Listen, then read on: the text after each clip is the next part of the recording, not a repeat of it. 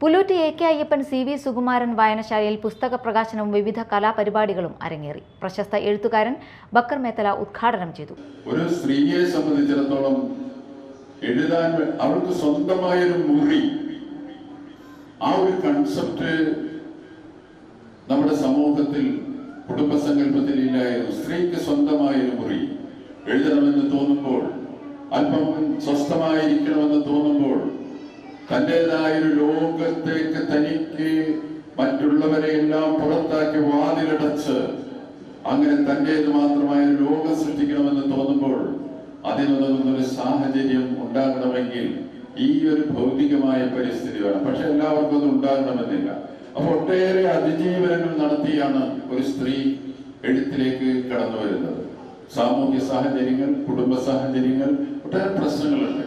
അപ്പൊ എന്തൊക്കെയായാലും റുംസീനയെ നമ്മളൊന്ന് മലയാള കാവ്യ ലോകത്തേക്ക് കൈപിടിച്ച് ആനയിക്കുകയാണ്.